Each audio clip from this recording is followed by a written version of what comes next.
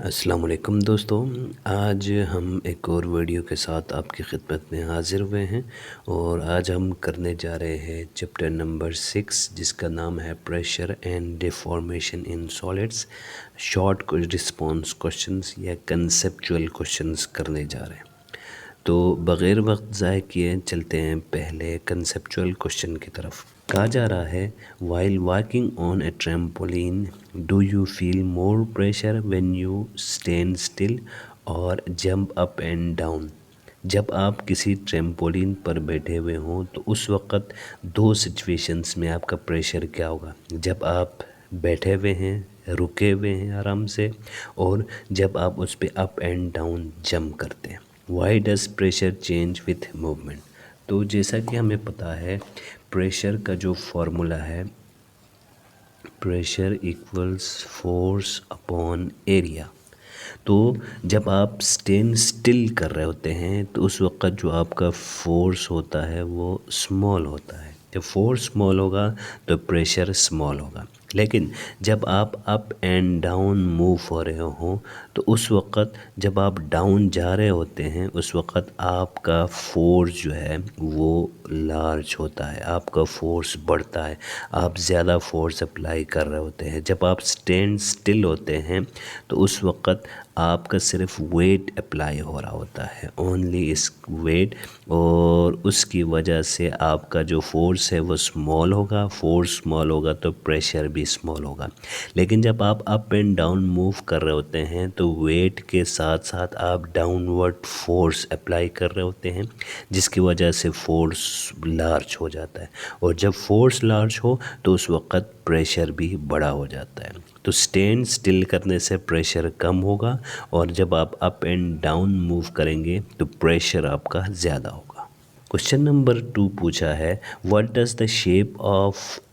Does the shape of thumb pin help in penetrate surfaces easily. Thumb pin जो होता है उसके shape की वजह से उसको हम ईज़िली चीज़ों में पेनिट्रेट करा सकते हैं। तो उसकी वजह क्या है। तो इस थंब पिन के शेप जो है वो कुछ इस तरह का होता है कि उसका ऊपर वाला जो हिस्सा होता है उसका एरिया ज़्यादा होता है, जबकि जो चीज़ों में पेनिट्रेट करते हैं उसका एरिया स्मॉल हो जाता है।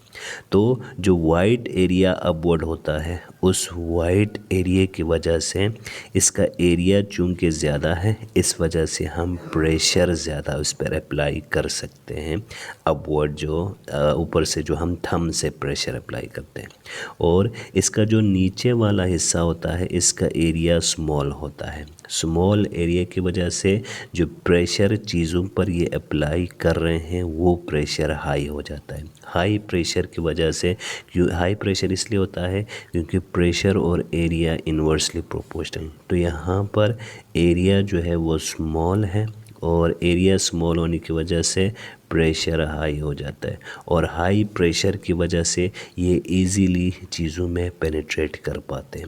इस ऊपर वाले का एरिया वाइड है तो यहाँ पर प्रेशर थोड़ा सा कम होगा। इसकी वजह से जब हम थंब पिन से इसको प्रेस करेंगे तो हमारे हाथ पर प्रेशर इतना ज़्यादा अप्लाई नहीं होगा। इस वजह से हमारा जो हाथ है उसमें दर्द नहीं होता है, आप कंफर्टेबली ईज़िली फोर्स उसके ऊपर अप्लाई कर सकते हैं। इस वजह से इसके डिज़ाइन की वजह से इसको चीज़ों में से पेनिट्रेट करना इजी होता है। अब बढ़ते हैं क्वेश्चन नंबर 3 की तरफ। कहा जा रहा है if you blow a balloon and then tie it closed why does it stay inflated even though you stop blowing. जब आप गुब्बारे में हवा भरते हैं तो वो उसका साइज़ बढ़ता है, वो फूलता है, लेकिन जब आप उसमें हवा भरना रोक देते हैं तब भी उसकी जो एक्सपेंशन है यानी वो उसके अंदर हवा रहता है वो इन्फ्लेटेड ही रहता है। How does pressure play a role here. इसमें प्रेशर का काम क्या होता है। तो क्वेश्चन नंबर 3 तो कहा जा रहा है गुब्बारे के अंदर, बैलून के अंदर आप हवा भरना शुरू करते हैं तो इसमें हवा आ रहा होता है, इस वजह से ये फूलता है।